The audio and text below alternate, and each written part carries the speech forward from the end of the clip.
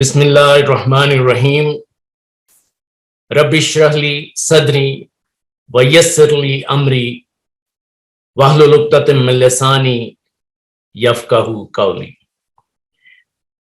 یہ حضرت موسیٰ کی دعا ہے جو بڑی ہی خوبصورت ہے اور ہم سب کو اس کا ادراک ہونا چاہیے کہ وہ کہتے ہیں کہ اے میرے رب، اے میرے نشو و نما دینے والے، میرے سینے کو کھول دے تاکہ میں سب کو سن سکوں اور میرے اندر اتنا زیادہ ڈیٹا آئے کہ میں ایک یونیورسل ریسیور بنتا چلا جاؤں۔ تو وَيَسَّرْ لِي أَمْرِي، اور میرے کاموں کو آسان کر دے۔ اس ڈیٹا سے میں different strategies, different ideas generate کروں اور اس سے میرے کام آسان ہوں گے۔ وَاحْلُلْ عُقْدَةً مِّن لِّسَانِي، اور یہ میری جو لینگویج ہرڈلز ہیں، یہ جو گرے ہیں زبان کی، ان کو کھول دے۔ وہ کلڈے سیکس جو ہیومن کی سپیچ میں آتے ہیں وہ اسی لیے آتے ہیں کہ ان کا نالج کم ہوتا ہے، تو وہ کلڈے سیکس جو ہیں وہ ختم کر دے تاکہ میری سپیچ میں ایک روانی ہو، ایک تسلسل ہو۔ تو وہ کیوں ہو؟ وَيَفْقَهُوا قَوْلِي، تاکہ سننے والے جو ہیں وہ میری بات کو آسانی سے سمجھ سکیں۔ تو یہ میں ہر دفعہ اس کو دہراتا ہوں اور مجھے یہ بڑی خوبصورت بھی لگتی ہے۔ تو آج کا جو میرا ٹاپک ہے وہ ہے نفسیاتی بت پرستی، سائیکولوجیکل آئیڈل ورشپنگ۔ تو یہ بہت میرے حساب سے بڑا امپورٹنٹ ٹاپک ہے، اور مجھے خود اس کا جب جیسے جیسے ادراک ہوتا گیا تو میں سمجھا کہ اس کو ہمیں ڈسکس کرنا چاہیے۔ تو سب سے پہلے ہمیں دیکھنا یہ ہے کہ انسانی نفس یا انسانی نفسیات ہے کیا؟ ہے تو بڑی کمپلیکیٹڈ، لیکن اگر ہم دیکھیں تو انسانی دل جو ہے، ہارٹ جو ہے، جسے ہم قلب کہتے ہیں عربی میں، وہ بیسیکلی فیلنگز اور ایموشنز پہ مبنی ہے، اور ہیومن عقل جو ہے، دماغ جو ہے، وہ انٹیلیجنس اور وزڈم پہ مبنی ہے۔ اور ان دونوں کا مجموعہ جو ہے، جب ہم ان دونوں کو ملاتے ہیں تو اس سے انسانی نفسیات، انسانی نفس اور ہیومن پرسنالٹی جو بھی کہہ لیں، اس کا وجود ہوتا ہے۔ اب ہم دیکھتے ہیں کہ کئی دفعہ ہماری عقل کچھ کرنا چاہتی ہے، وہ کیلکولیٹ کرتی ہے، لیکن دل کہتا ہے کہ نہ کر۔ اور کئی دفعہ ہوتا ہے کہ دل کہہ رہا ہوتا ہے کہ یار یہ کر لے، تو عقل کیلکولیٹ کرتی ہے اور کہتی ہے کہ عقل اس کو یس نہیں کرتی۔ تو یہ جو باہمی کشمکش ہے بٹوین آپ کے ہارٹ اور آپ کے دماغ میں، یہ کشمکش جو ہے یہ انسانی نفس تیار کرتی ہے، اور انسانی شخصیت کا جو ہر انسان کی ڈیولپ ہوتی ہے وہ اس باہمی کشمکش سے آگے بڑھتی ہے۔ تو انسانی عقل جو ہے، یہ اس کا جو استعمال ہے وہ بڑا کروشل ہے، کیونکہ جذبات ہمارے ساتھ پیچھے سے چلے آ رہے ہیں۔ انسانی جذبات کا ہونا بہت ضروری ہے، اس میں کوئی شک نہیں ہے، کیونکہ ہر کام کا جذبہ محرکہ جو ہے، جو اس کام کو پش کرتا ہے کرنے کے لیے، وہ یہ جذبات ہیں، اور ان جذبات کا ہونا بہت ضروری ہے۔ مگر اگر یہ جذبہ، کوئی بھی جذبہ انسانی عقل پر غالب آ جائے، اس کی انٹیلیجنس کے اوپر یہ ایموشنز رول کرنا شروع کر دے، اور وہ جذبہ اس کو ہر وقت سوچنے میں مصروف کر دے، تو وہ انسان کا الہ بن جاتا ہے، وہ اس کا بت بن جاتا ہے، وہ اس کا وثن بن جاتا ہے، وہ اس کا صنم بن جاتا ہے۔ تو یہ جو ہے کہ ہیومن انٹلیکٹ کے اگر اوپر جذبہ حاوی ہو گیا تو یہ ہمارا بت کہلائے گا۔ جب تک تو وہ انسانی عقل کے تابع ہے، تو وہ ایک جذبہ ہے, ایک ایموشنز ہے, فیلنگز ہیں, ہر انسان کی ہوتی ہیں, لیکن ہمیں اس کا ادراک ہونا چاہیے. اسی لیے کہتے ہیں کہ جو اپنی حدود کو ٹرانسگریس کر گیا, جو اپنی لمٹس کو کراس کر گیا جذبہ, وہ الہ ہے. یعنی کہ حدود فراموش جذبات انسان کے جو ہیں وہ ہمارے الہ بن جاتے ہیں.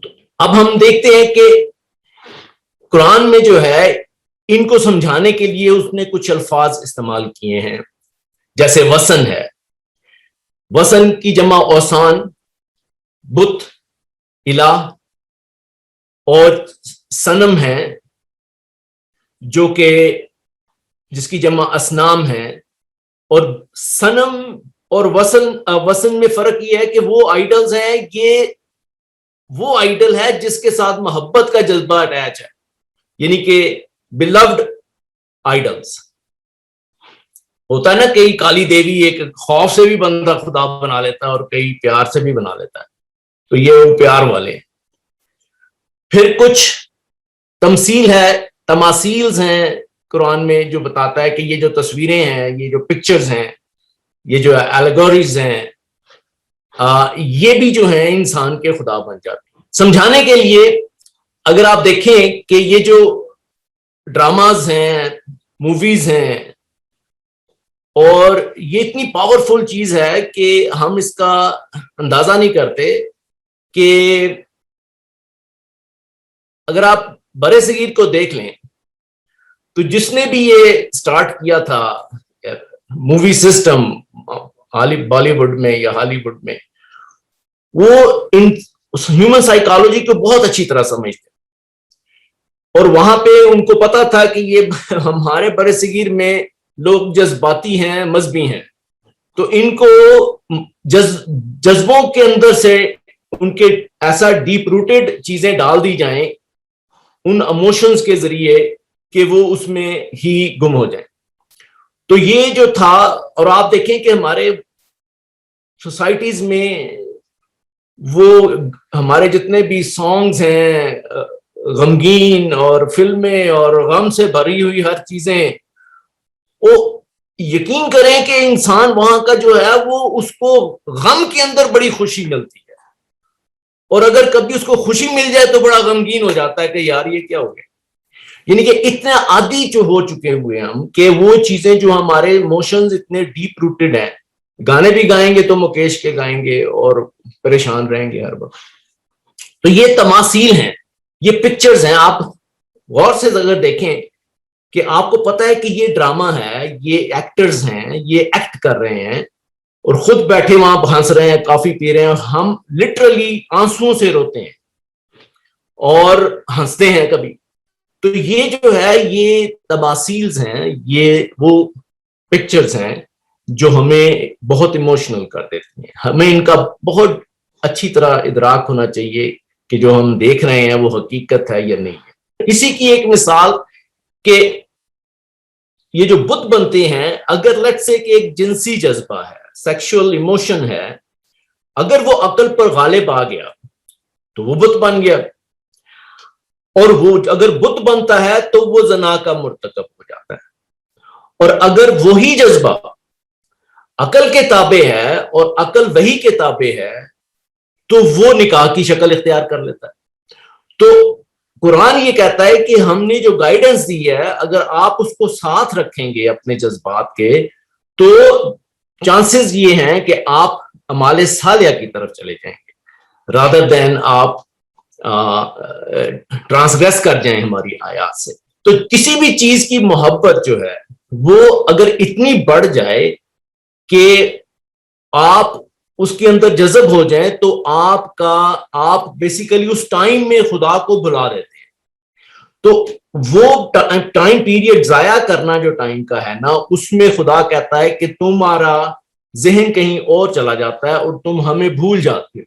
وہ کہتا ہے بیسیکلی تم ہمیں نہیں بھولتے, ایکچولی تم اپنے آپ کو بھلا دیتے ہو. جیسے قرآن میں ہے کہ وَلَا تَكُونُوا كَالَّذِينَ نَسُوا اللَّهَ فَأَنسَاهُمْ أَنفُسَهُمْ أُولَٰئِكَ هُمُ الْفَاسِقُونَ, کہ تم ان میں سے مت ہو جانا جنہوں نے خدا کو بھلا دیا، پھر انہوں نے اپنے آپ کو بھلا دیا، اپنے نفسوں کو بھلا دیا. اور یہی وہ لوگ ہیں جو ٹرانسگریس کر جاتے ہیں، جو پیٹرن سے باہر آ جاتے ہیں. اگر ہمارے عقل جو ہے ہمارے جذبے کے اندر رہتی ہے تو ہم قرآن سے ٹرانسگریس کر جاتے ہیں. ہم اللہ کو اپنا الہ نہیں بناتے، ہم ان جذبات کو بناتے ہیں. اب اسی لیے اللہ تعالیٰ نے قرآن میں سارے یہ ڈوز اینڈ ڈونٹس دیے ہیں تاکہ ہم ان کو اپنی نگاہوں کے سامنے رکھتے ہوئے ان جذبات کو ان کے تابع رکھتے ہوئے قرآن کی روشنی میں ان کو درست کرتے رہیں، ان کو ری ارینج کرتے رہیں، تاکہ ایک ان سب الہ کو نکال کے ایک الہ کی طرف یعنی خدا کی طرف رجوع کریں، اور اس طرح ہم نفس امارہ سے نفس مطمئنہ کی طرف ٹریول کریں. دنیا میں بہت زیادہ انسان جو ہیں وہ جذبات کے تابع رہتے ہیں، وہ ان کی ایموشنز جو ہیں وہ ان کی انٹیلیجنس پہ حاوی رہتی ہے، اور وہ انسان اپنی اس جذبے کو سیٹسفائی کرنے کے لیے بڑے بڑے طریقے اڈاپٹ کرتی ہے. تو عقل جو ہے وہ مصروف ہو جاتی ہے اس جذبے کو سیٹسفائی، اس جذبے کو خوش کرنے کے لیے کہ تاکہ وہ جذبہ جو ہے سیٹسفائی ہو جائے. لیکن انسانی مقصد کیا ہونا چاہیے؟ انسانی مقصد یہ ہے کہ اپنے جذبات کو اپنی عقل کے تابع رکھیں اور اپنی عقل کو اپنی وحی کے عقل کو یا وزڈم کو وحی کے تابع رکھیں اور اس طرح سے اس کو نفس امارہ سے نفس مطمئنہ میں بدل دیں. تو ہماری عقل اگر قرآنی محکمات کے تابع رہتی ہے تو ہمارا الہ یعنی اللہ ہو جاتا ہے، ادروائز وہ دوسرا الہ بن جاتا ہے. تو ان انسانی جذبات کی جو پروگرامنگ ہے وہ بہت پہلے سے شروع ہو چکی ہوئی تھی، اور وہ اتنی ڈیپ روٹڈ ہو چکی ہوئی ہے کہ وہ یعنی کہ یہ سمجھ لیں کہ جب سے انسان پیدا ہوا، یعنی کہ حضرت نوح علیہ السلام کو یہ اعلان کیا گیا تھا، امیجن کریں، تو وہ نسلاً در نسلاً جو ہے وہ بیسیکلی یہ جو جذبات ہیں یہ حیوانی جبلتیں ہیں جو انسان کے ساتھ چلی آئیں، اور ہم ان کو چونکہ نسلاً در نسلاً اڈاپٹ کرتے چلے آ رہے ہیں تو بہت سائیکولوجیکلی ڈیپ روٹڈ ہمارے سب کانشیس میں ہیں. تو انسانوں کی کثرت جو ہے وہ اسی کے اوپر یعنی چلتی ہے، یعنی کہ ایموشنز ان کو ڈرائیو کرتے ہیں. تو بہت کم ہیں جو عقل کے تابع رکھتے ہیں ان ایموشنز کو، اور بہت ہی زیادہ کم ہیں جو ان کو اپنی عقل کے تابع رکھتے ہیں اور عقل کو پھر وحی کے تابع رکھتے ہیں. تو میں بیچ میں ایک دو شعر میں نے لکھے تھے جب یہ میں پلان کر رہا تھا، تو میں نے اس میں لکھا کہ جسموں کی غلامی میں خدا آتا تھا بہت یاد. جب آپ کو ہنٹر پڑتا ہے جسم پہ تو خدا یاد آ جاتا ہے، اس لیے جسموں کی غلامی میں خدا آتا تھا بہت یاد، نفس کی غلامی میں اسے کر نہ سکا آباد. تو اس میں ہم بالکل ہی خدا کو بھول جاتے ہیں کیونکہ اس میں تو ہم خود رہنا چاہتے ہیں. وہ ایسی غلامی ہے کہ اگر آپ دیکھیں کہ وہ آپ اس میں زیادہ سیٹسفائی ہیں اور خوش رہتے ہیں، کوئی تکلیف نہیں ہے. تو قرآن حضرت نوح کے زمانے سے ہمیں اعلان کرتا چلا آ رہا ہے، ان کے زمانے میں ان کی پریزنٹ میں انہوں نے اس کو اعلان کیا، اور اسی طرح آج پریزنٹ میں قرآن ہمیں ایڈریس کر رہا ہے کہ جو شیطانی انسان ہیں وہ کم عقل انسانوں کو کنٹرول کرنے کے لیے کانسٹنٹلی اسٹریٹجیز بناتے رہتے ہیں کہ کس طرح ان کو گریب کیا جائے، ان کے ایموشنز کو کنٹرول کیا جائے ڈیپ لیول کے اوپر. تو وہ خفیہ تدبیریں کرتے ہیں. تو اللہ تعالیٰ ہمیں قرآن میں یہ بتا رہا ہے کہ دیکھو، ایک تو میں خدا ہوں جو میں تمہیں ایک ایسا سیکرٹ بتانے جا رہا ہوں کہ اس کو بڑے دھیان سے سننا، اور خدا بتا رہا ہے تمہیں، یہ یاد رکھو، اور وہاں تم نہیں تھے، کوئی ایویڈنس نہیں تھا، میں شہادت دیتا ہوں کہ یہ ہوا. تو آپ دیکھیں کہ کتنی پاورفل چیز خدا ہمیں بتا رہا ہے کہ ایک ایسا راز جس سے تمہیں آگاہ کر رہا ہوں اور بتا رہا ہوں کہ اس سے کیسے نکلنا بھی. تو یہ بڑا بڑا امپورٹنٹ تھا میرے لیے.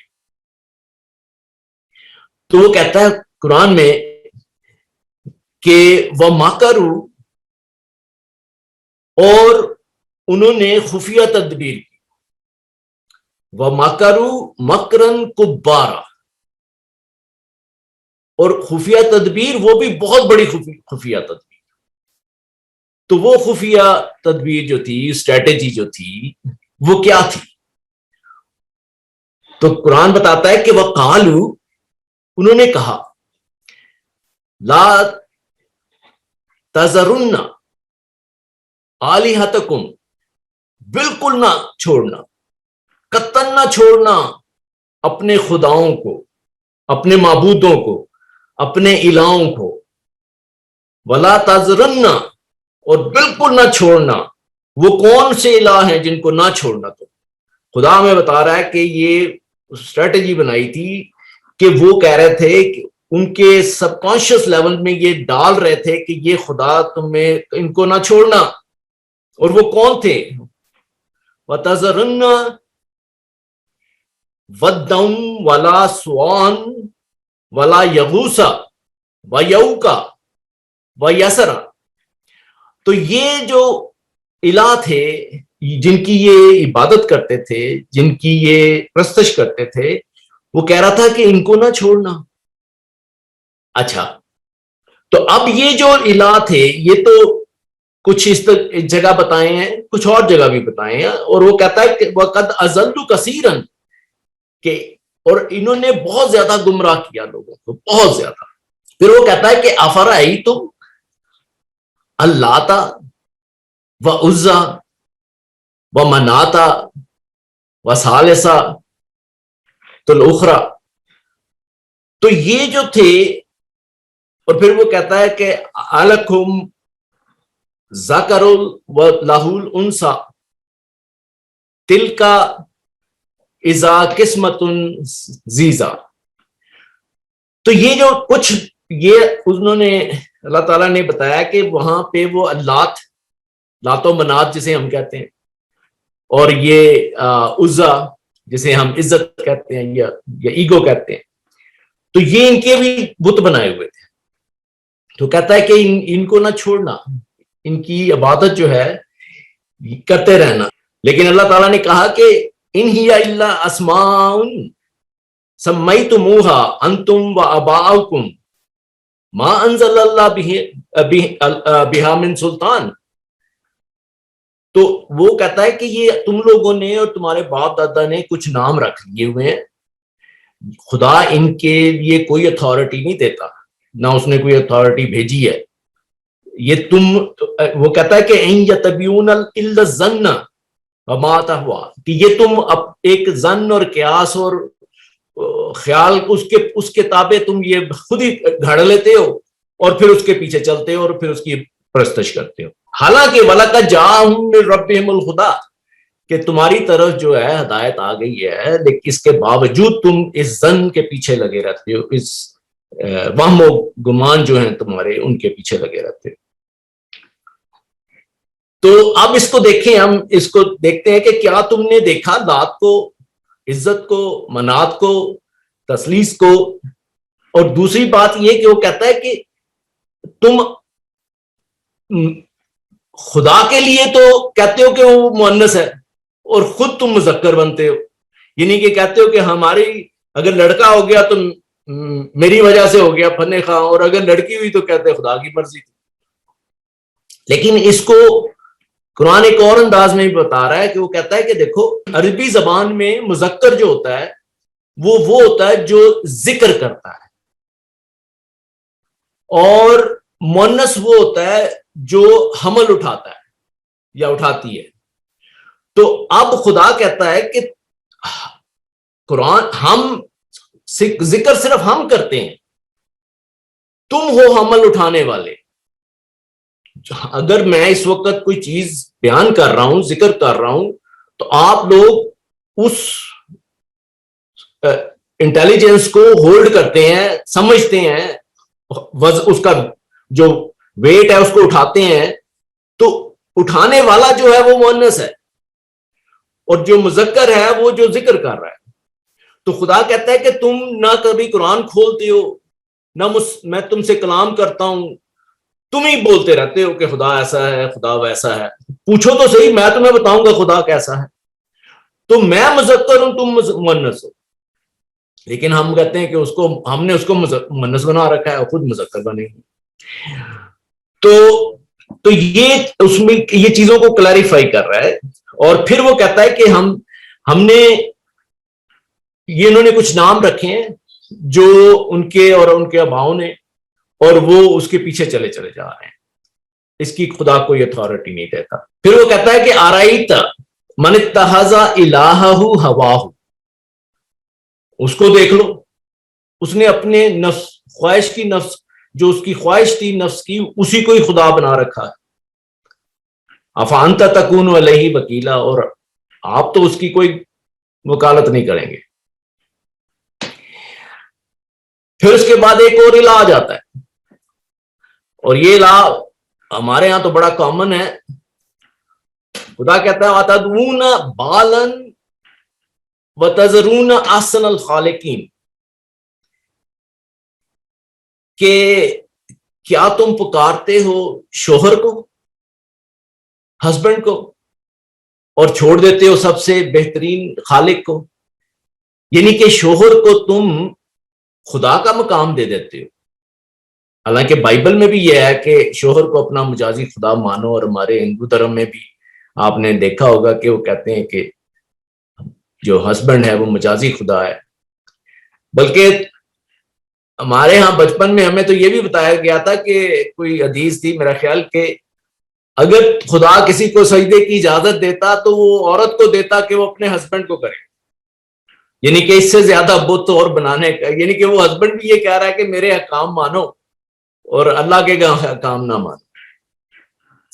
تو یہ اس لیول تک ہم چلے جاتے ہیں یہ شرک میں کہ ہمیں اندازہ نہیں ہوتا کہ ہم کیا کرتے ہیں.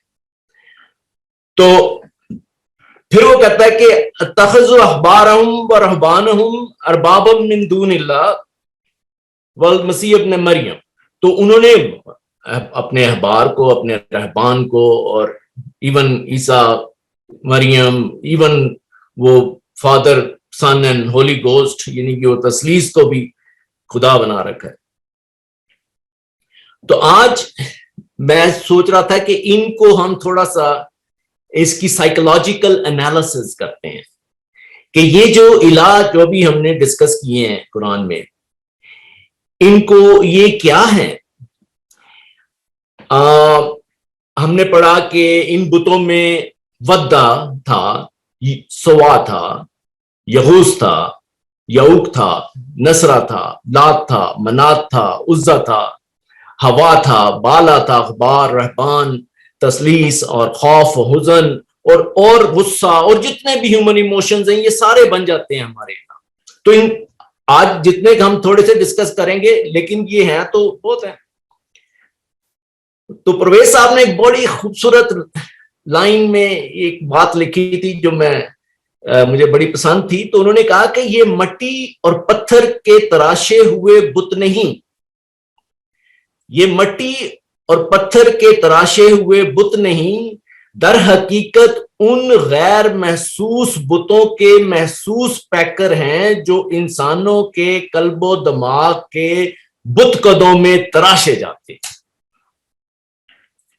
یعنی کہ وہ آپ دیکھیں گے کوئی چیز فزیکل باہر ایگزسٹ کر نہیں سکتی، کوئی چیز فزیکل طبعی فارم میں باہر ایگزسٹ کر نہیں سکتی جب تک وہ انسان کے دماغ کے اندر پہلے نہیں آتی، امیجینیشن میں نہیں آتی. تو جو بھی بت ہمارے امیجینیشن میں آتے گئے، ہم نے ان کو فزیکل فارم دیتے گئے. وہ اتھینا ہو، وہ زوس ہو، وہ لکشمی ہو، وہ کالی دیوی ہو، وہ جو بھی ہم بنائیں گے وہ پہلے ہمارے ذہن میں ایک خوف کی وجہ سے یا پیار کی وجہ سے یہ ڈیولپ ہوتے ہیں. تو یہ جو ہیں ان میں سب سے پہلے جو ہے وہ ہے ودن، ودا. تو یہ جو ہے اس کا مطلب ہے محبت، چاہت، لو یا لائکنگ. یہ ایموشن جو ہے یہ ایک ایموشنز ہے، جیسے ہر ہیومن کا یہ ایموشنز ہے، محبت کرنا اپنے پیرنٹ سے، اپنے بہن بھائیوں سے. کئی لوگ اپنے وطن سے محبت کرتے ہیں، اپنی لینگویج سے محبت کرتے ہیں. تو یہ محبت اس وقت تک جذبہ ہے جب تک وہ آپ کی عقل کے تابع ہے. لیکن جیسے ہی جذبہ آپ کی عقل پہ غالب آتا ہے تو یہ الہ بن جاتا ہے. پھر اس میں ہوتا یہ ہے کہ وہ آپ اس کی پرستش شروع کر دیتے ہیں. آپ اس کو سیٹسفائی کرنے کے لیے اپنے ہمسائے ملک کے لوگوں کو مار دیتے ہیں اس وطن کی محبت میں. تو اس لینگویج میں کی محبت میں آپس میں لڑائیاں شروع کر دیتے ہیں. تو یہ جو جذبہ ہے محبت کا یہ بڑا سٹرونگ بھی ہے. تو یہ ہمیں اس کا بڑا اچھی طرح ادراک ہونا چاہیے کہ یہ ٹرانسگریس نہ کر جائے اور اسی میں آ کے ہم غلط کام کرتے ہیں. ہم نے سنا ہوگا کہ لو از گاڈ، گاڈ از لو. حالانکہ یہ کتنا غلط کانسیپٹ ہے. ایسا ممکن ہی نہیں ہے. خدا نے ابھی کہا ہے کہ ہم مونس نہیں ہیں. اگر خدا فاعل ہے، خدا ودا نہیں ہے، خدا الودود ہے. وہ محبت کرتا ہے، وہ محبت نہیں ہے. محبت تو مونس ہو گئی. جب آپ فاعل کو نکال دیں گے تو باقی کیا رہ گیا عربی میں؟ مونس. تو اب دیکھیں آپ کہ وہ کہتا ہے کہ میں ودا نہیں ہوں، میں الودود ہوں. تو یہ جو ہے ہم باتیں کرتے ہیں لیکن ہمیں اس کا پتہ نہیں ہوتا ہم کیا کہہ رہے ہیں. تو خدا کہتا ہے کہ ایسا مت کہو. تو یہ تھا ودا. اب اللات، ہم نے سنا ہے لات و منات. اللات کہتے ہیں اردو میں کاش کو، وڈ بھی، ایسا ہو جاتا، کاش ایسا ہو جاتا. تو یہ بت جو ہے یہ ہے کہ جب انسان سے کوئی غلطی ہو جاتی ہے، ماضی میں کوئی گناہ ہو جاتا ہے، تو وہ اگر اس کو ریزالو نہیں کرتا تو وہ اس کے سب کانشیس میں ایک گلٹ فیلنگ کی طرح بیٹھ جاتا ہے اور وہ پھر ریکرنس ہوتی ہے اس کی پریزنس میں وہ بار بار آتا ہے اور وہ بندہ بیٹھا سوچتا رہتا ہے کاش اس وقت میں اس سڑک پہ نہ جاتا، کاش میں یہ نہ کرتا، کاش میں ایسا کر لیتا. تو یہ کاشوں میں پھنس جاتا ہے. حالانکہ وہ محفل میں آیا، گپیں لگ رہی ہیں تو لیکن وہ بندہ وہ سب سمجھ رہے ہیں یہاں بیٹھا ہے ہمارے ساتھ باتیں لگا رہا ہے، مگر وہ کاشوں میں گم ہے کہ کاش میں ایسا نہ کرتا. وہ سارا ٹائم جو ہے نا وہ اس کے اوپر اتنا حاوی ہو جاتے ہیں یہ کاش کہ وہ ان کو الہ بنا دیتا ہے. تو یہ خدا کہتا ہے کہ جب تم بہت زیادہ کوئی چیز تمہارے پہ حاوی ہو جاتی ہے تو تم خدا کو بھول جاتے ہو. تو یہ کاش جو ہے یہ ماضی میں ہمارے ساتھ رہتا ہے. پھر اس نے کہا کہ منات جیسے ہمیں پتا ہے کہ یہ منت ماننا، تمنا کرنا، وشفل ڈیزائر جو ہوتی ہے کہ یا اللہ میرا ایسے ہو جائے، مجھے گاڑی مل جائے. ایک ایسی وشفل ڈیزائر جس کے لیے آپ کوئی ایفرٹ نہیں کر رہے اور آپ اس کو سوچ رہے ہیں کہ یار ایسا ہو جائے. اس کے لیے آپ قبروں پہ جا رہے ہیں، مندروں میں جا رہے ہیں، دعائیں مانگ رہے ہیں، بکرے ذبح کر رہے ہیں کہ ایسا ہو جائے. وہ خدا کہتا ہے کہ تم میری آیات کو پڑھو اور اس کے مطابق اپنا عمل کرو اور اس کا رزلٹ نکل آئے گا. محنت کرو. نہیں، وہ اس منت کے لیے ڈفرنٹ جگہوں پہ جا رہے ہیں اور وہ یہ کر نہیں پا رہے. پھر العزا، وہ عزت، وہ ایگو، یہ انسان کا بڑا سٹرونگ ایموشن ہے اور وہ اس ایگو میں اتنا کھو جاتا ہے کہ وہ کہتا ہے کہ لوگ کیا کہیں گے، وہ کہیں میری عزت خراب نہ ہو جائے، بے عزتی نہ ہو جائے. وہ عزت بھی کوئی چیز ہوں ہے، وہ اسی چکروں میں لوگ کیا کہیں گے، سوسائٹی کے ڈر سے، لوگوں کے ڈر سے اس ایگو کو مینٹین رکھ. خدا کہتا ہے کہ ہم جو تمہیں عزت دینا چاہتے ہیں وہ کیوں نہیں لے رہے تم؟ اور اس نے کہا کہ ان اکرمکم عند اللہ اتقاکم، یہ ہے طریقہ عزت لینے کا. تو جتنی زیادہ تم ہماری قوانین کو فالو کرو گے اتنی عزت تمہیں ملتی چلی جائے گی.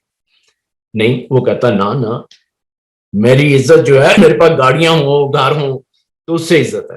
تو وہ اس چکر میں لگا رہتا ہے. اس کے بعد وہ کہتا ہے کہ ہوا، خواہش جو ہے یہ اس کا ہونا ضروری ہے. یہ نہیں کہ ہر انسان کی خواہش ہوتی ہے، لیکن اس کو اپنی عقل پہ حاوی نہ کر لو، اس کے پیچھے نہ چل پڑو. اور خواہش، انسان تو خواہشات کا مجسمہ ہے. جیسے غالب نے کہا ہے کہ ہزاروں خواہشیں ایسی کہ ہر خواہش پہ دم نکلے، بہت نکلے میرے ارماں پھر بھی کم نکلے. تو یہ انسان جو ہے وہ ہر وقت خواہشات کے پیچھے لگا رہتا ہے. تو ہمیں کیئرفل رہنا چاہیے کہ خواہش جو ہے وہ ہماری جو اس عقل کے تابع رہے، اور عقل جو ہے وہی کے تابع رہے. اس کے بعد اگلا بت آتا ہے یئوس. یئوس جو ہے اس کا مطلب ہوتا ہے کہ مدد کرنے والا، ہیلپر. اب ہم دیکھتے ہیں کہ ہمارے برے صغیر میں کتنے غوث اعظم ہیں جن کے پاس ہم جاتے ہیں. ہر ایک کا غوث اعظم ہے کہ وہ غوث، وہ جو مدد کرنے والا ہے. خدا کہہ رہا ہے کہ ہم مدد کرنے والے ہیں، ہم کہتے ہیں نہیں وہ ادھر ہے غوث اعظم. تو اس کے پاس جاتے ہیں، تو ان سے مدد مانگتے ہیں. خود محنت کر کے، ایفرٹ کر کے، قرآن کو فالو کر کے ہم ان نتائج تک نہیں پہنچنا چاہتے جس پہ ہم جا سکتے ہیں، لیکن ہم ادھر ادھر ٹھوکریں کھاتے ہیں. پھر وہ کہتا ہے یوک، اگلا آپ کا ہمارا خدا، وہ یہ ہے کہ وہ روکنے والا، جو دوسروں کو روکتا ہے، آگ کرتا ہے، اور خود اچھے کام نہیں کر رہا، لیکن جو اچھے کام کر رہا ہے، جو قرآن کے مطابق چلنا چاہ رہا ہے، اس کو بھی روک رہا ہے.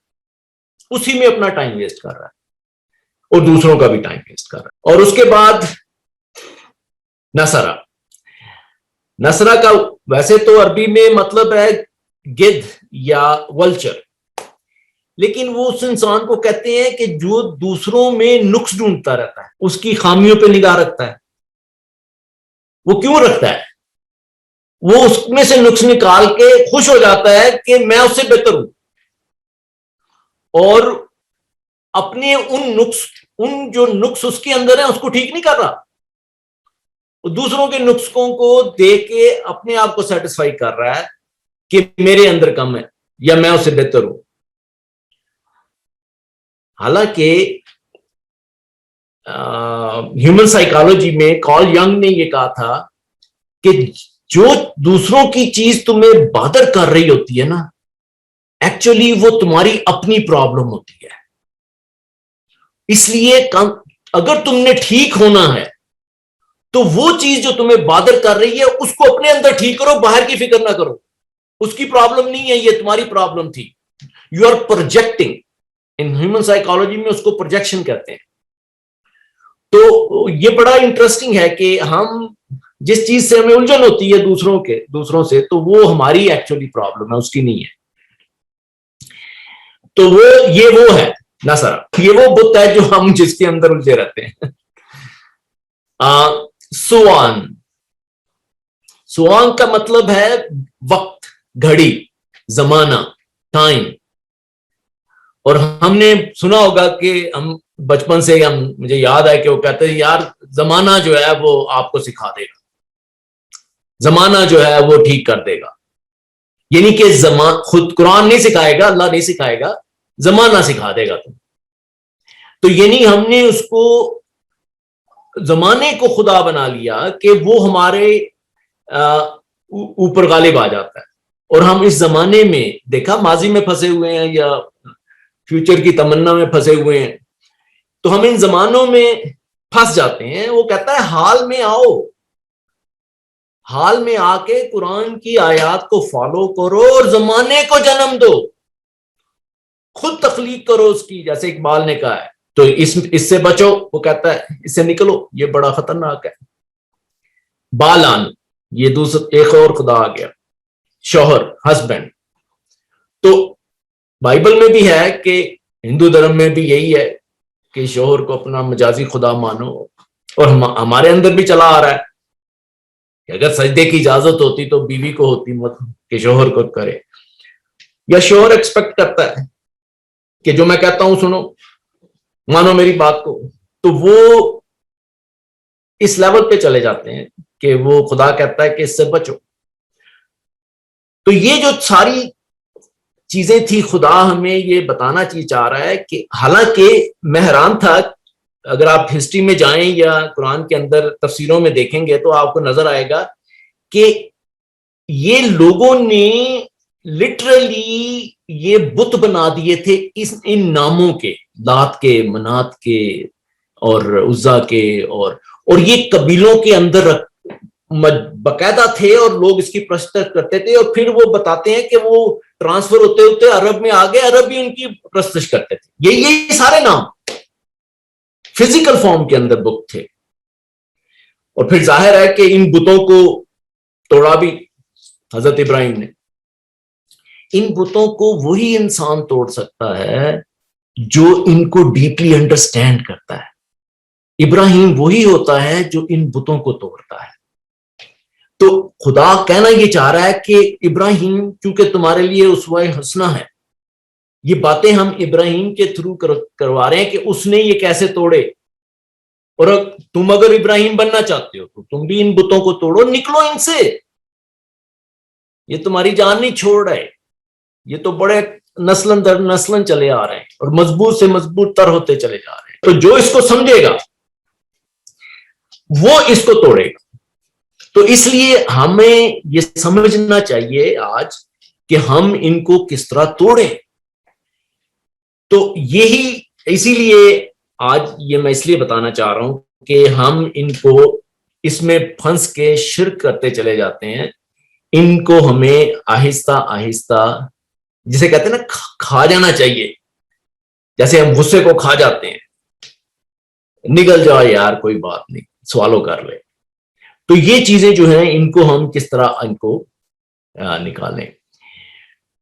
تو میں نے یہ لکھا تھا کہ مندر کا وسن توڑا بھی تو کیا حاصل, مندر کا وسن توڑا بھی تو کیا حاصل, باطن کے اصنام گر ٹوٹے تو ہے براہم. اگر ہم اپنے اندر کے بتوں کو توڑتے ہیں تو تب ہم ابراہیم ہوتے ہیں. تو اب دیکھتے ہیں کہ حضرت ابراہیم نے ان کو کیسے توڑا. تو اب اس میں سب سے امپورٹنٹ جو چیز ہوتی ہے وہ ہوتی ہے کہ آپ کی سیلف ریئلائزیشن. سب سے امپورٹنٹ سائیکولوجیکلی اگر آپ دیکھیں تو وہ سیلف ریئلائزیشن ہے. اور وہ آتی کیسے ہے؟ جیسے کہ ظاہر ہے ریڈنگ ہے, سب سے پہلا سٹیپ جو ہے ریڈنگ ہے. قرآن کو پڑھنا ہے, اس طرف آنا ہے, ریڈنگ کے بعد انڈرسٹینڈنگ ہے کہ اس کو سمجھنا ہے, انڈرسٹینڈنگ کے بعد اس کی کمپریہنشن ہے, اس کو ڈیپلی انڈرسٹینڈ کر کے سمجھ کے اس کو کمپریہینڈ کر لینا, اور پھر اس ڈیڈکشن ہے, پھر اس کو ڈیڈیوس کر لینا. ڈیڈیوس کرنے کے بعد اس کی اپلیکیشن ہے, اور اپلیکیشن میں جو ہوتا ہے کہ آپ اسی نالج کو پھر یوز کرتے ہیں ڈفرینٹ اینگل سے, یعنی کہ اس کی بریک ڈاؤن کر سکتے ہیں, اس کا انالیسس کر سکتے ہیں. پھر ان چیزوں کو جب آپ انالیسس کرتے ہیں, اس کی بریک ڈاؤننگ کرتے ہیں, تو پھر آپ اس کی سنتھسس کر سکتے ہیں, یعنی کہ اس سے ایک نئی چیز بنا سکتے ہیں. اس کو سنتھسائز کریں اور اس کے بعد اسی نالج کو آپ مختلف طریقوں سے یوز کر کے پھر آپ ایویلویٹ کرتے ہیں, پھر آپ اس قابل ہوتے ہیں جج کرتے ہیں کہ یہ حق ہے اور یہ باطل ہے. تو جب اتنی ڈیپتھ اگر انسان جو ڈیپلی انڈرسٹینڈ کرتا ہے چیزوں کو, تو پھر وہ کہتا ہے کہ وہ ان بتوں کو صحیح طرح انڈرسٹینڈ کرتا ہے. اور یہ باہر کچھ نہیں تھا, یہ تو سب کچھ اندر ہے. یہ تو میں بیوقوف تھا کہ میں جا کے سومناتھ کے مندر توڑتا رہا, یہ تو توڑنے تو کہیں اور تھے, یہ کیا کرتا رہا میں. تو یہ جو ہے اس لیول کی انڈرسٹینڈنگ جو ہے وہ ہمیں ڈیولپ کرنی ہے, اور یہ ریئلائزڈ سیلف ہوتی ہے. اور ریئلائزڈ سیلف جو ہے وہ جب خود ریئلائز ہو جاتی ہے تو دوسروں کو ریئلائز کراتی ہے کہ یہ چیزیں ہیں جن پہ ہمیں کنسنٹریٹ کرنا ہے. ابراہیم جب خود ریئلائزڈ تھا تو وہ پھر گیا اپنے آبا کے پاس, ٹھیک, تو اس کو کہتا ہے کہ یہ تم کیا کر رہے ہو, میں تمہیں اور تمہاری قوم کو ایک بڑی کھلی گمراہی میں دیکھ رہا ہوں کہ تم اپنے ہاتھ سے ہی کچھ چیزیں بناتے ہو اور پھر انہی کے سامنے سجدے کرتے رہتے ہو, اعتکاف میں چلے جاتے ہو, بیٹھے رہتے ہو گھنٹوں گھنٹوں, کیا ہو گیا تمہیں. تو یہ وہ چونکہ خود ریئلائز ہے اس لیے وہ ان کو بتانا چاہتے ہیں کہ اس سے نکلو. اب یہاں میرے ذہن میں ایک وہ آ رہی ہے ایک بات, میں اس سے پہلے کہ آگے جاؤں میں آپ کو تھوڑا سا بریف کر دوں کہ میجورٹی جو ہوتی ہے نا وہ لیولز ہیں یہ ہیومن لرننگ کے یا تھنک اس کے, تو وہ کہتے ہیں کہ پہلی چیز جو میجورٹی جس پہ رہ رہی ہوتی ہے وہ انکانشیس انکمپٹنس ہوتی ہے, وہ انکانشیس انکمپٹنس پہ رہ رہے ہوتے ہیں. پھر ان کو سمجھاؤ تو تھوڑی سی سمجھ آنی شروع ہوتی ہے تو وہ کانشیس انکمپٹنس پہ آ جاتے ہیں. ابھی تھوڑے سے کانشیس ہے لیکن کیپیبل نہیں ہے کہ اس کو کر سکیں, تو کانشیس انکمپٹنس پہ آتے ہیں. پھر وہ کانشیس کمپٹنس پہ آتے ہیں. اب وہ کانشیسلی بھی سمجھتے ہیں اور کیپیبل بھی ہو جاتے ہیں کہ وہ کچھ کر سکیں. تو پھر وہ جب کانشیس کمپٹنس میں آ کے اس عمل کو کرتے ہیں, جن کے پچھلی چیزیں جو غلط تھیں ان کو نکال دیتے ہیں اور کوئی نئی چیزیں اڈاپٹ کرتے ہیں, ان کی پھر وہ ریپیٹیشن کرتے ہیں, اور ریپیٹیشن کر کے اس کو ایک ہیبٹ بنا کے انکانشیس میں ڈال دیتے ہیں. اس کو کہتے ہیں انکانشیس کمپٹنس. یہ اچھی ہوتی ہے, انکانشیس کمپٹیشن بڑی اچھی ہوتی ہے. وہ اس لیے کہ وہ اب آپ کی ہیبٹ بن جاتی ہے, اور پھر وہ آپ کو ایک نئی, پہلے جو آپ غلط کر رہے تھے اب اس کو صحیح کر کے اس کی ہیبٹ بنا کے آپ نے جب انکانشیس کو دے دی, اب وہ آٹومیشن میں چلی گئی. اب آپ وہ خود ہی ڈیلی بیسس پہ وہ آپ اچھا کر رہے ہیں, پہلے برا کر رہے تھے.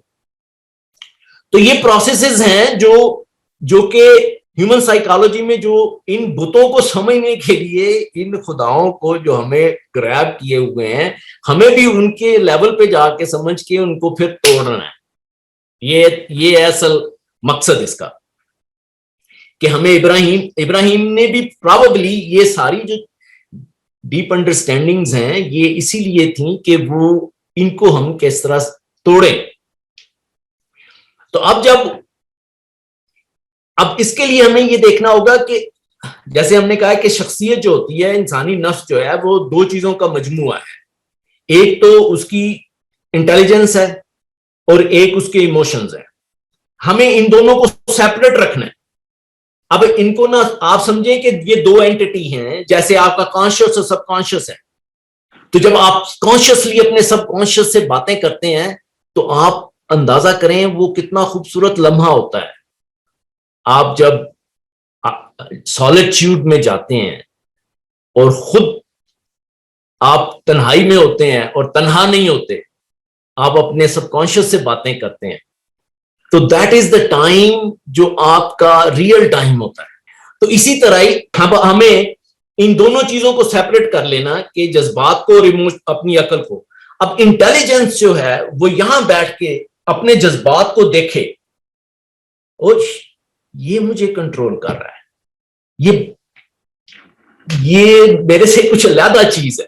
تو جب آپ اس کو اس طرح اس اینگل سے اس سے باتیں کریں گے تو تب آپ سمجھیں گے کہ یہ غصہ یہ اینگر یہ میرے مد مقابل آ گیا ہے، یہ مجھ سے پاورفل ہے، نہیں یہ کیسے ہو سکتا ہے؟ تو عقل جو ہے پھر اس سے لڑائی کرے گی، جب وہ لڑائی کرے گی تو پھر اس کو پیٹ دکھائے گی، پھر وہ اس پہ حاوی نہیں ہوگا غصہ، پھر وہ اس کو یعنی کہ اس کو ڈومینیٹ کر جائے گی عقل اس کو۔ تو ڈومینیٹ خدا بھی یہی کہتا ہے کہ اس نے کہا ہے قرآن میں کہ القاظمین الغیظ، کہ جب غصہ تمہاری طرف آئے تو تم تیار رہو کہ اس کی قضامت کر دو، اس کو سبلیمیٹ کر کے اس کو غائب کر دو، اور اس پاور کو جو ہے کسی اور پروڈکٹیو کام کے لیے یوز کر دو۔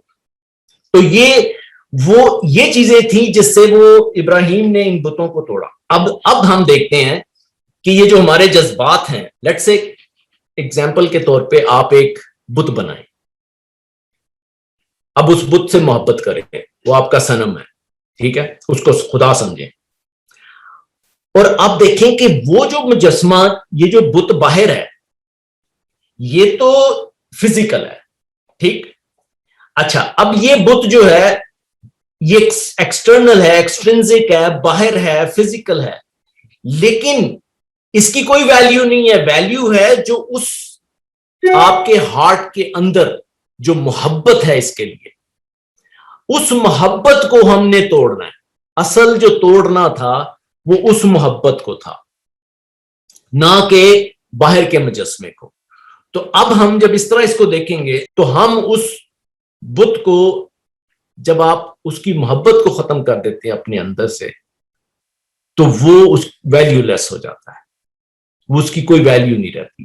تو آپ نے کوئی کسی چیز سے محبت ہے، آپ نے فراری گاڑی لینی ہے، جب آپ سمجھ جاتے ہیں کہ یہ ایک تھنگ ہے، ایک فزیکل چیز ہے، تو وہ آپ کے لیے بیکار ہو جاتی ہے۔ یا کوئی سی چیز جو باہر ہے جب تک آپ کی جیب میں نہیں آتی وہ اس کی ویلیو ہے، جب جیب میں آ جاتی ہے تو اس کی کوئی ویلیو۔ تو اس طرح سے ہم نے ان آہستہ آہستہ ان بتوں کو توڑنا ہے، ان کو کھانا ہے۔ تو اب خدا نے، اقبال نے بھی اس کو سمرائز کیا ہے اسی پروسیس کو، وہ کہتا ہے کہ این سنم تا سجدہ کردی خداست، جب تک تم اس صنم کو، اس بت کو سجدہ کرتے رہو گے یہ خدا ہوتا ہے، چوں یقی اندر قیام آئی فناست، جیسے ہی تم اس کے سامنے کھڑے ہوئے اور یہ فنا ہو گیا۔ تو یہ طریقہ ہے اس کو فنا کرنے کا۔ تو اب ہم دیکھتے ہیں کہ حضرت ابراہیم نے کیسے کہا، کہ انہوں نے کہا اپنے فادر سے، وَإِذْ قَالَ إِبْرَاهِيمُ لِأَبِيهِ آزَرَ أَتَتَّخِذُ أَصْنَامًا آلِهَةً إِنِّي أَرَاكَ وَقَوْمَكَ فِي ضَلَالٍ مُبِينٍ۔ جب ابراہیم نے اپنے فادر آزر سے کہا کہ کیا تو بناتا ہے ان بتوں کو اپنا الہ، میں تمہیں اور تمہاری قوم کو بڑی گمراہی میں دیکھ رہا ہوں۔ تو سب سے پہلے تو یہ ایک ریئلائزیشن کریٹ کر رہا ہے، ٹھیک ہے نا، خود ریئلائز ہو چکا، اب وہ اپنے باپ کو، اپنی قوم کو ریئلائز کرا رہا ہے کہ یہ جو تم کر رہے ہو یہ تو بڑا عجیب سی چیز ہے، خود ہی اپنے ہاتھ سے کچھ تراشتے ہو۔ اس قال ابیہ وقومہ ما ھذہ التماثیل التی انتم لہا عاکفون، کہ یہ تم کچھ تصویریں، کچھ مورتیاں بنا لیتے ہو اور پھر ان کے اعتقاد پہ بیٹھ جاتے ہو۔ تو یہ کیا طریقہ ہے؟ ہم نے دیکھا ہے کہ اعتقاد میں بیٹھے ہوئے ہیں، وہ پرستش کرے چلے جا رہے ہیں۔ پھر وہ کہتا ہے کہ کالا اتعبدون ما تنحتون، کہ تم ان کی عبادت کرتے ہو جس کو تم خود تراشتے ہو۔ یہ خود اپنے ہاتھوں کے بنائے ہوئے خداؤں کو آج بھی ہم اگر غور سے دیکھیں تو ہم ان ہاتھوں سے ووٹ ڈالتے ہیں، ان ہاتھوں سے ووٹ ڈال کے ایک بت کریٹ کر لیتے ہیں، اور پھر وہ بت ہمارے اوپر غالب آ جاتا ہے، اور اس کو اگلے 4-5 سال جو ہے نا وہ اس سے منتیں، ان کے سجدے، ان کو خدا جان چھوڑ ہماری، اسی میں لگے رہتے ہیں 5 سال۔ ہمارے سارے اگلے سال جو ہیں وہ پہلے اپنے ہی ہاتھوں سے اس کو گڑا، اس کو بنایا، اور پھر اسی سے منتیں اور گڑ گڑا کے دعائیں مانگ رہے ہیں کہ یا اللہ یہ چلا جائے، یا اللہ مہنگائی ہو گئی، یا اللہ یہ ہو گیا، یا اللہ وہ ہو گیا۔ تو یہ ساری چیزیں جو ہیں ہم خود ہی کر رہے ہیں، یہ کوئی حضرت ابراہیم کی بات نہیں ہے۔ آج بھی ہم اپنے ہاتھوں سے یہ بت گھڑتے ہیں اور پھر اس کے اعتکاف پہ بیٹھ جاتے ہیں. تو یہ پرانی یہ کوئی اساطیر الاولین نہیں ہے. خدا کہتا ہے یہ تو تمہاری اپنی روز کی کہانی ہے. وقالا انما اتخذتم من دون اللہ اوثانا مودۃ بینکم فی الحیات الدنیا. اور ابراہیم نے کہا یقیناً تم نے اس دنیا کی زندگی میں اللہ کے علاوہ بتوں کو آپس کی محبت کا ذریعہ بنا لیا. یعنی کہ اس دنیا میں آپس کی محبت، دیکھیں اس دنیا میں آپس کی محبت جو ہے وہ تمہیں بت تراشی پہ مائل کرتی ہے. یہ کیا بات کہی گئی؟ تو وہ کہہ یہ رہا ہے کہ جو آپس کی محبت ہوتی ہے نا وہ ہمیں باطل کا ساتھ دینے پہ آمادہ کرتی ہے.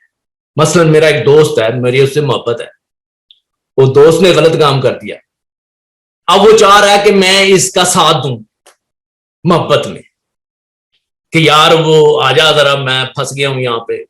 تو اب غلط کام ہم چونکہ محبت میں کرتے ہیں، ہر الٹا کام جو ہے وہ محبت کے اس کے اندر آ کے کر رہے ہیں. تو محبت جو ہے وہ دنیا میں ہمیں بت پرستی کی طرف لے جاتی ہے. اب دیکھیں نا کہ مسلم بھائی بھائی، ہندو بھائی بھائی، کرسچن بھائی بھائی، یہ آپس کی محبت ہے نا. کرسچن کہہ رہا ہے کہ مار دو سب مسلمانوں کو، اور ہندو کہہ رہا، مسلمان کہہ رہا مار دو سب ہندوؤں کو. تو یہ آپس کی محبت جو ہوتی ہے یہ اس محبت کو قائم رکھنے کے لیے ہم غلط کام کر رہے ہیں. تو وہ کہتا ہے یہ کیا تم کر رہے ہو؟ اب وہ کہتا ہے کہ وَتَاللَّهِ لَأَكَيْدَنَّ أَصْنَامَكُمْ بَعْدَ أَن تَوَلُّوا مُدْبِرِينَ. تو اب وہ کہتا ہے کہ مجھے اب قسم ہے اللہ کی کہ میں کچھ ایسی اسٹریٹجی، کچھ ایسی چال چلوں کہ تمہارے بتوں کے ساتھ کہ تم پیٹ پھیر کے چلے جاؤ ان سے. یعنی کہ اب میں تمہیں نا یہ سائیکولوجیکل چیزیں جو ہیں اب میں تمہیں بتاتا ہوں کہ تم نے کرنا کیا ہے. کچھ ایسی چال چلتا ہوں تاکہ تم سمجھ جاؤ اور ان سے پیٹ موڑ دو. تو اب اس میں وہ پیٹ موڑنے کا یہ کہ اگر میں کسی کی محبت میں مبتلا ہوں اور وہ مجھے کچھ کہے تو میں کہوں کہ نہیں یار میں نے نہیں کرنا، قرآن اس کی اجازت نہیں دیتا یا ایسا غلط ہے یہ، تو یہ پیٹ موڑ لینا ہے. اب میں اس کے ساتھ نہیں چلوں گا. اگر اب غصہ میرے سامنے آتا ہے تو میں القاظمین الغیظ کے مطابق چلوں گا. میں غصے کی بات نہیں مانوں، میں اللہ کی بات مانوں. تو اس لیول پہ ہمیں ہر وقت جو ہے وہ اویئر رہنا چاہیے. اویئرنیس ہی ہے نا، ریئلائزیشن جو ہوتی ہے اویئرنیس ہوتی ہے. تو اس نے کیا کیا؟ فراغ الی آلہتہم فقال الا تعقلون، کہ اب فراغا کہتے ہیں کہ اس نے کچھ اس تدبیر کے ساتھ وہ ان کی طرف آیا، ان کے الہوں کی طرف. پہلے اس نے پلاننگ کی کہ میں ان کو کس طرح سمجھاؤں. یہ بڑا مشکل کام ہے. آپ اسی لیے اللہ تعالیٰ جب حضرت ابراہیم نے کہا نا کہ یار یہ تو بڑا سا مشکل سا کام ہے، میں اسے کیسے کروں، تو اللہ تعالیٰ نے کہا کہ کچھ وہ جو پرندے ہیں نا، پرندوں کو سدھانا بڑا مشکل ہوتا ہے، بڑا صبر آزما کام ہے. تو یہ جو تھا یہ صبر آزما کام ہے کہ آپ نے اپنے ایموشنز کو سدھانا، ان کو پریکٹس چاہتے ہیں، اس سلولی اس کو کھانا ہوتا ہے، اس کو چبانا ہوتا ہے، اس کو نگلنا ہوتا ہے. تو اسی لیے وہ کہتا ہے کہ تم کھاتے نہیں. تو یہ خود سوچو کہ اگر غصہ آ جاتا ہے تو وہ کبھی ٹھنڈا بھی ہوتا ہے، کبھی تم اس کو کھا بھی جاتے ہو، نگل جاتے ہو. تو مالکم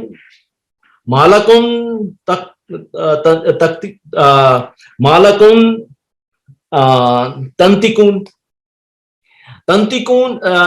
منطق ہوتی ہے وہ آواز جس کی سمجھ آئے. ایک آواز ہوتی ہے صوت وہ ہوتی ہے جو جس کی سمجھ نہ آئے، جو جانوروں کی آوازیں ہیں. یہ اسی لیے جو کہتا ہے نا شیطان جو ہے وہ صوت کے ذریعے آئے گا، وہ ایسی آل فلول بولتے ہیں سارا دن ٹی وی کے اوپر بڑ بڑ بڑ بڑ بڑ بڑ کرتا چلائے گا، اس میں کوئی حقیقت نہیں ہوتی، وہ صوت ہوتی ہے ساری، اس میں کوئی لاجک نہیں ہے، کوئی ریزن نہیں ہے.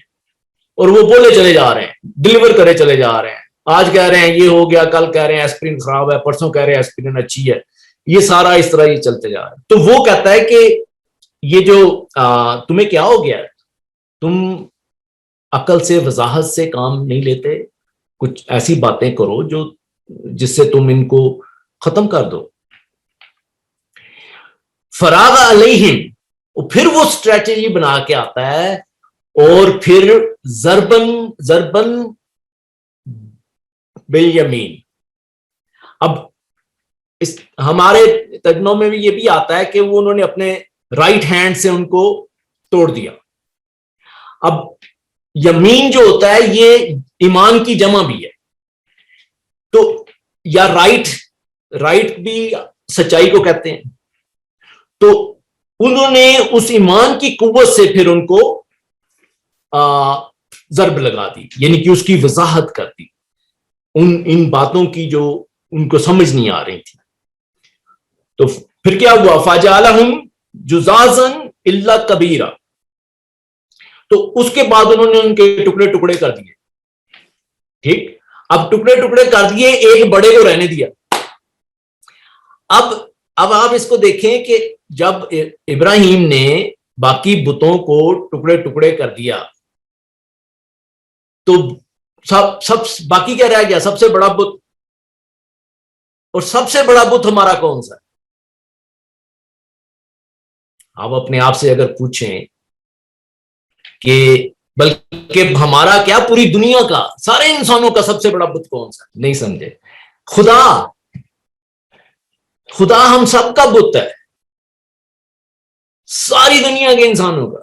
وہ ہاللویا کہہ رہے ہیں, وہ کہہ رہا ہے بھگوان, ہم کہہ رہے ہیں خدا.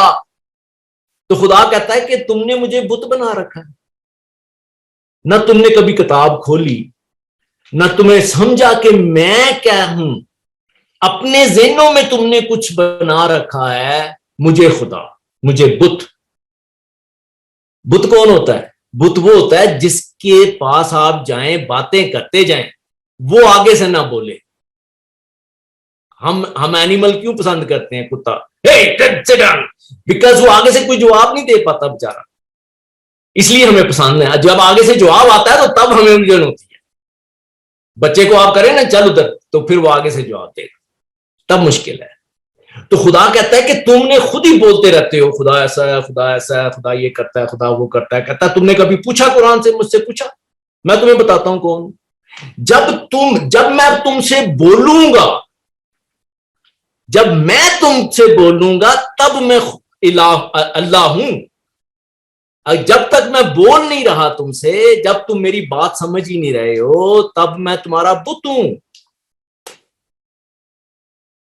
تو یہ تو سب سے بڑا بت ہو گیا.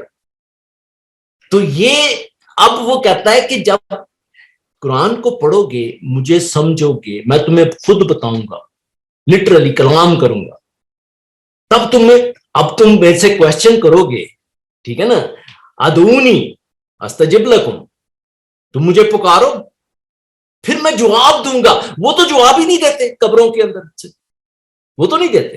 پتھر کے بت, جیسے وائٹ ہیڈ نے کہا تھا کہ بت پرستی تو وہ ہوتی ہے کہ جب کوئی ایک انسان یا انسانوں کا گروہ یا نیشن ایز اے ہول جس سچویشن میں, جس انوائرمنٹ میں رہ رہی ہو, اس میں سیٹسفائی ہو جائے, یہ بھی بت ہے. تو وہ اب خدا نے اس کو سمجھا دیا کہ یہ ایک پتھر ہے, اس کی پوجا نہ کرنا. اس نے ایک سملی کے ذریعے ایک میٹافوریکل ایسپیکٹ سے سمجھایا کہ یہ پتھر ہے, یہ سٹیگنیٹڈ ہے, یہ اس کے اندر کوئی حرکت نہیں ہے. اور تمہارے اندر تو حرکات سے بھرے ہوئے ہو, زندگی کی حرکت ہے, امیجینیشنز ہیں, موومنٹس ہیں, ہر وقت موو کر رہے ہو. اگر تم اس پتھر کے بت سے جو سٹیگنیٹڈ ہے اس سے مانگ رہے ہو, امیجن کہ تمہارا برین کتنا پتھر سے بھی بدتر ہے. تو ان کے پاس جانے کی ضرورت نہیں ہے, ٹھیک ہے. ہم نے تمہیں وہ سب کچھ دے دیا جس سے تم خود کرتے. وَمَا بِكُم مِّن نِعْمَةٍ فَمِنَ اللَّهِ, ان سے کام لو, اس مشینری سے کام لو.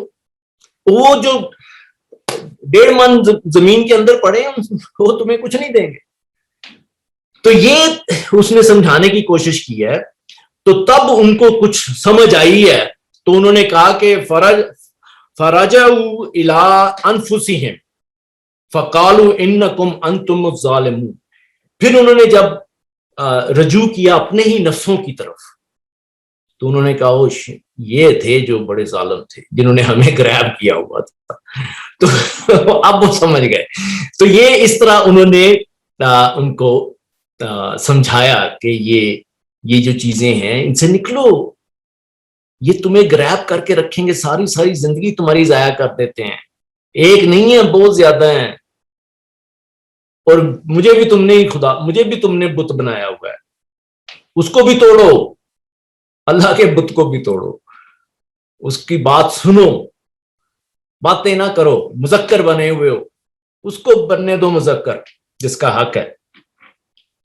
تو وہ حضرت ابراہیم جو تھے وہ انسانیت کی نفسیات سے بات کر رہے ہیں, ہماری سب انسانوں سے, ہماری سائیکالوجی سے ڈیل کر رہے ہیں کہ جو تم نے خود اپنے ذہنوں میں یہ صنم تراشے ہوئے ہیں, وہ ان کو مخاطب ہو کے کہہ رہے ہیں کہ تم ان کو کھاتے کیوں نہیں ہو, ہضم کرو, ان کو ختم کرو, عقل سے کام لو, آگے بڑھو.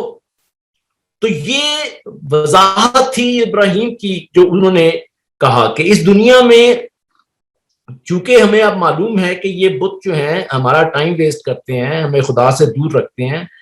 تو اگر آپ غور سے دیکھیں کہ یہ جتنے بھی بت ہیں, اور اس سے زیادہ بھی ہیں, یہ کسی مندر میں, کسی مسجد میں, کسی گرجے میں آپ کو نظر آتے ہیں کٹھے بیٹھے ہوئے نہیں, سوائے ایک انسان کے دل کے اندر یہ رہتے ہیں, وہیں یہ تراشے جاتے ہیں, وہیں سے پیدا ہوتے ہیں, اور وہیں سے ہمارے اوپر حکومت کرتے ہیں.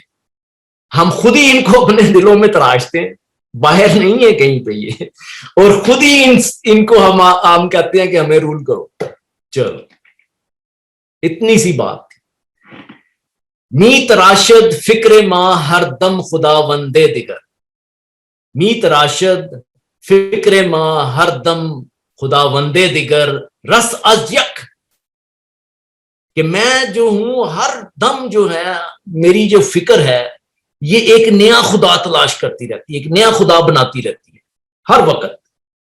رست از یک بند, اگر میں ایک راستہ بند کرتا ہوں تو افتاد در بندے دیگر, وہ دوسری طرف سے آ جاتا ہے. تو یہ جو ہیومن ہیں, ہم جو ہیں ہر وقت ان کی تنہیتون کرتے رہتے ہیں, ان کو تراشتے رہتے ہیں. تو اسی لیے اقبال نے کہا کہ راہ مدہ در کعبہ یا پیر حرم اقبال راہ, کہ اے پیر حرم, اقبال کو جو ہے نا یہ اس کعبے کی طرف نہ جانے دینا, انگریزوں کو تو ہم جانے نہیں دیتے, کہتا مجھے بھی نہ جانے دیتا, کیوں ہر زمان دراستی دارت خدا وندے دیگر, کہ میں ہر وقت اپنی آستین میں ایک نیا خدا لے کے تو پھر رہا ہوتا ہوں, تو اس لیے اس کو نہ جانے دینا. اور ہماری توبہ بھی عجیب سی ہے, وہ میرے ذہن میں ایک شعر آ رہا ہے, وہ بڑا زبردست ہے. وہ کہتا ہے کہ توبہ میری جام شکن, کہ جب میں توبہ کرتا ہوں تو جام کو توڑ دیتا ہوں. توبہ میری جام شکن, جام میرا توبہ شکن, پھر میں جام اٹھا لیتا ہوں, میری توبہ ٹوٹ جاتی ہے. میں توبہ کرتا ہوں تو میں جام توڑ دیتا ہوں, پھر جام اٹھاتا ہوں تو میری توبہ ٹوٹ جاتی ہے. باہر ایک ڈھیر ہے ٹوٹے ہوئے پیمانوں کا. تو توبہ میری جام شکن, جام میرا توبہ شکن, باہر ایک ڈھیر ہے ٹوٹے ہوئے پیمانوں کا. تو یہ ہمارا حال ہے کہ ہم ابھی توبہ کرتے ہیں پھر وہی کام شروع کر دیتے ہیں. تو ہمیں اس کا بھی ادراک ہونا چاہیے کہ ایسا نہیں ہے کہ جب انسان توبہ کرے اور اس کے بعد عمل صالح کا وقت آتا ہے, توبہ اس وقت تک توبہ ہی نہیں ہے جب آپ نے اس کے بعد حسنات نہیں کیے سیئات کے بعد. تو جہاں ان بتوں کو ہم تراشتے ہیں وہ دل کے اندر ہے, اور باہر ان کو ہم مجسموں کی طور پہ رکھ دیتے ہیں. وہ اتھینا ہے, زوئس ہے, لکشمی ہے, ماتا دیوی ہے, پتہ نہیں کیا کیا ہے. تو بت باہر کے بت توڑنے سے کوئی حاصل نہیں، توڑنا تو اس محبت کے بت کو جو میرے دل میں بس رہا ہے اس کو ہم نے توڑنا ہے، اور جب وہ ٹوٹ جاتا ہے تو باہر ہر چیز آٹومیٹک ہوتی ہے. اگر ہمارے اندر ایک چینج آ گئی نا، باہر کی چینج آٹومیٹک ہے، یہ یاد رکھیں. تو اس لیے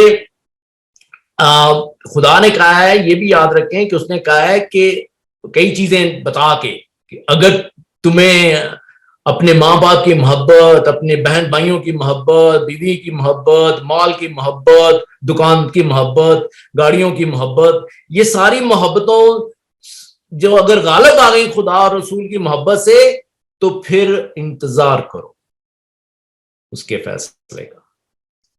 تو یہ بھی ہمیں پتا ہونا چاہیے.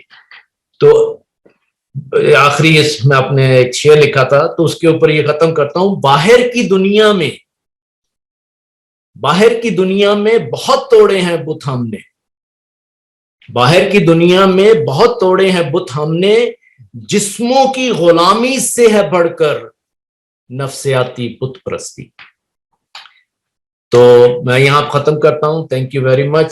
ربنا تقبل منا انک انت السمیع العلیم.